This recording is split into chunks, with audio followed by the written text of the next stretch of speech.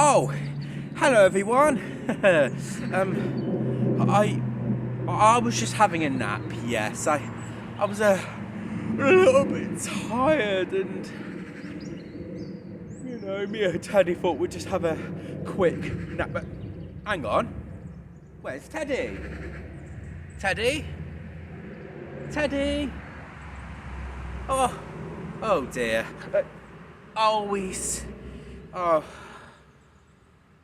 He's over there. Hang on. I'll just go and get him and he'll say hello.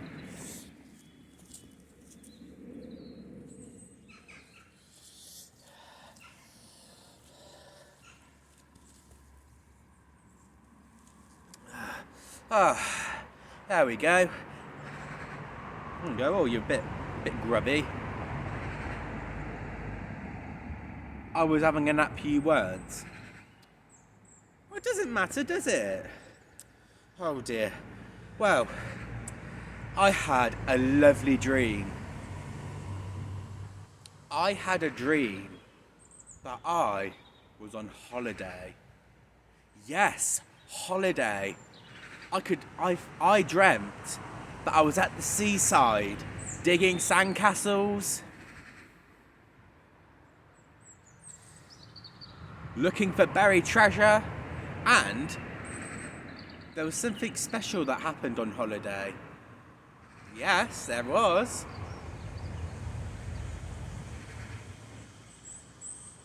I saw a big whale when I went swimming in the sea. I'm just making it up. No, I'm not making it up. It's true. I dreamt that I was swimming with a whale when I was on holiday. In my dreams. In my dreams. Oh, the old ones are the best, aren't they?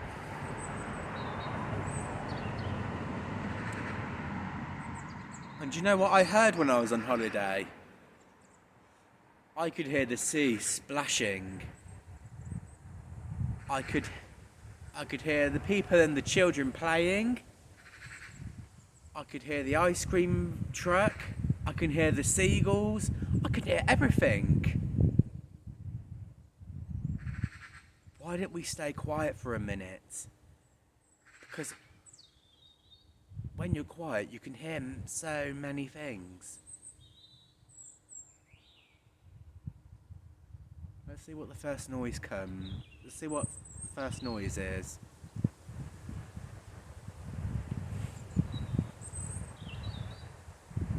I can hear the wind. I can hear a car driving past.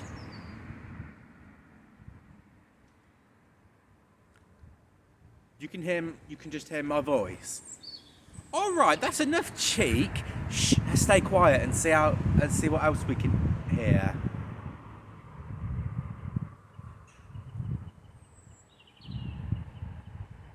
Birds. Tweet, tweet, tweet, tweet, tweet.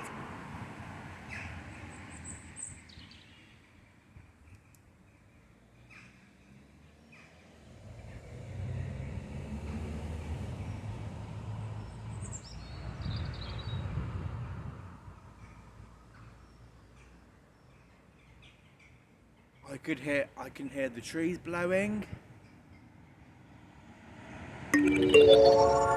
Listen! There's another sound. That sound is a story sound. And that means that there's a story nearby. And when there's a story nearby, it means it's story time. Can you help me find my book? Yeah, of course you can. And you can help me at home. Come on, let's go and find my book, shall we?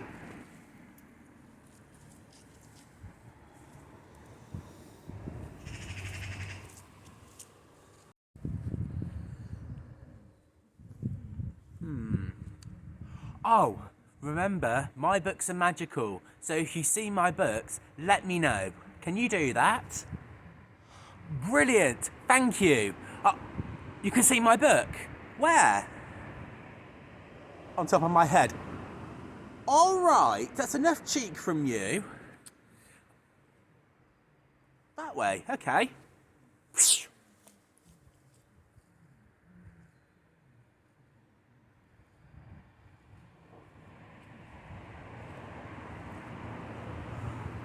Is it not there? Oh dear. Is it up here? No? On the floor? No, can't see it. Teddy might know, do you?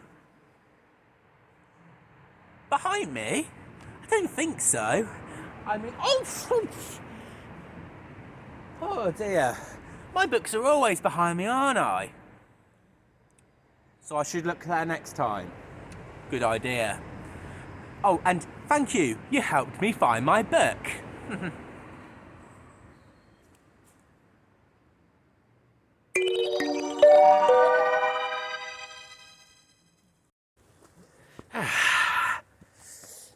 Here we are. Hello. Is this story about sounds? Well, it is actually. This is a story about a ladybird who went on holiday. And it's all the different sounds that he heard. This story is called What the Ladybird Heard on Holiday, written by Julia Donaldson and Linda Monks. Okay, I'll pop you down on the floor then.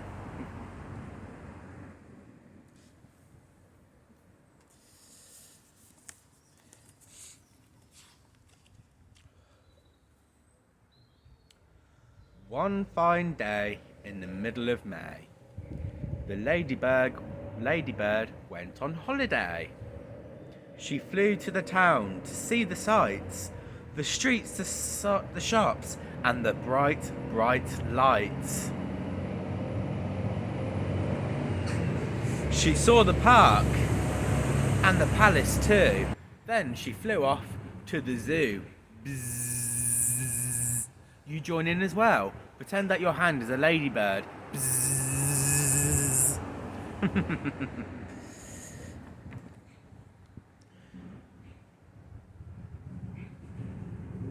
Then a crocodile snapped. Snap! And a tiger growled. Brrr.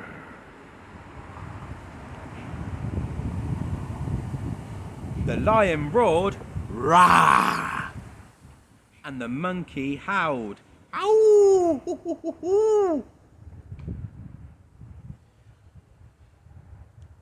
The elephant trumpeted. Trump! Trump! Trump! Humph, said the camel with a great big hum. The hyena laughed. And the hummingbird whined.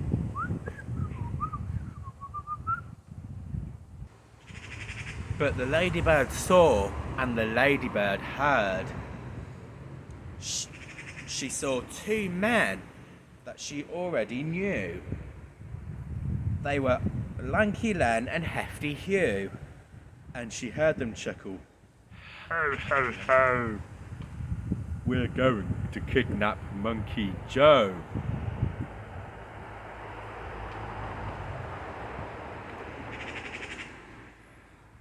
We'll hide till there's no one else about.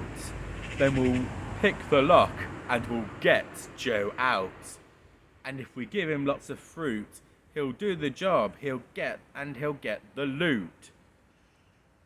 The palace isn't far at all. Monkey Joe can scale the wall. Oh dear. He'll find out where the Queen's asleep. Then tiptoe into her room he'll creep. He'll only open the sack and steal the crown.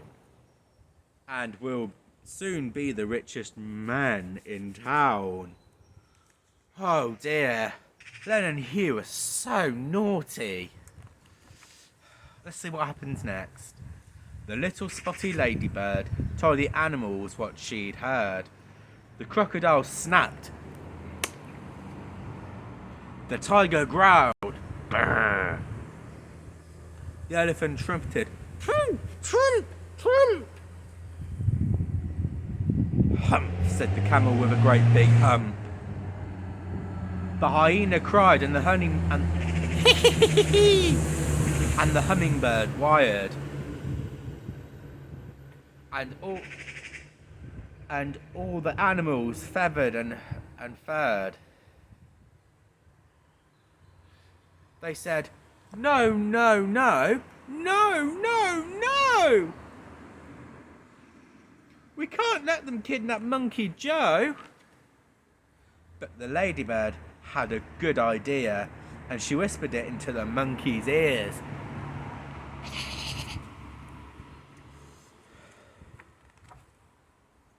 Then straight away the ladybird flew to the palace and had a word with the Queen's two corgis, Willow and Holly. Woof woof! And one said, gosh, and the other said, golly! And both the dogs agreed to do just what the ladybird told them to. At the dead of night, the two bad men, Hefty Hugh and Lanky Len, checked there was no one else about. Then they picked the lock and they got Joe out. Oh dear! I hope Joe is all right. They carried him off to the palace gate, gave him a sack, and then lay in wait. They watched him scale the palace wall, and they muttered, "Careful not to fall." I hope he doesn't. Then they rubbed their hands as they saw him creeping into the room where the Queen lay sleeping. Corgi Holly and Corly Willow, who lay each side of the Queen's soft pillow, were wide awake, and they said to Joe, "Come on, monkey, off we go." They led the way while the Queen still slept, and showed young Joe where their bones were kept. They helped Monkey fill the sack, and they wagged their tails as he carried it back.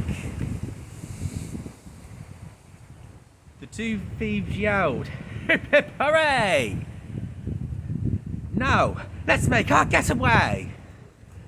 They carried the sack to the nice quiet park, where the only sound was a distant bark. Woof, woof, woof, woof. They found a bench, and both sat down, and Hugh said, "Time to see that crown." "Just wait," said Lanky Len. They opened the sack, but then you should have heard their moans and groans. To find a sack full of bones. Just then a dog came bounding up, and Hugh said, "Shoot, you greedy pup!" Another dog was close behind, and then came the dogs of every kind. A Lecturer and Labrador, a Pecky, a Pug, and then more and more. Black dogs, white dogs, grey and brown. It seemed like every dog was in town. They seized the bones and gnawed and gnashed, tugged and tussled, pawed and clawed. Then turned upon the robbers, yelping, "How about a second helping?" The thieves took off with leaps and bounds, pursued all the hungry hounds. Well, pursued by all the hungry hounds. While the monkey ran and the ladybird flew, with never a stop till they reached the zoo. Oh. Then the crocodile grinned and the tiger pranced. The lion leapt and the monkeys danced. The elephant trumpeted. Hooray, said the camel with a great big hump. The hyenas laughed and the hummingbird wired, but the ladybird never said a word.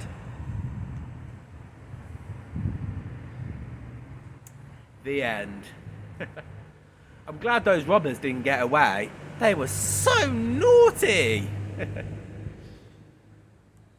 Well, it's time for me to put this book back where it belongs. Come on, let's go. Here it is. Let me know if my book disappears. Thank you. All done.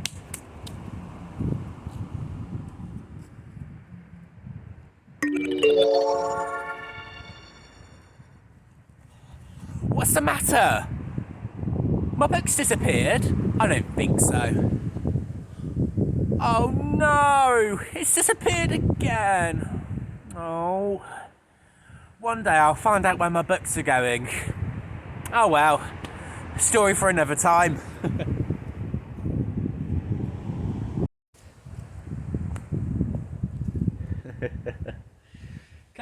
Come on, Teddy. It's time to get back to my nap now. Oh, you know what? I'm so glad that the ladybird had stopped those thieves. They're so naughty, aren't they? Well, at least it was a good adventure, wasn't it? A really clever ladybird.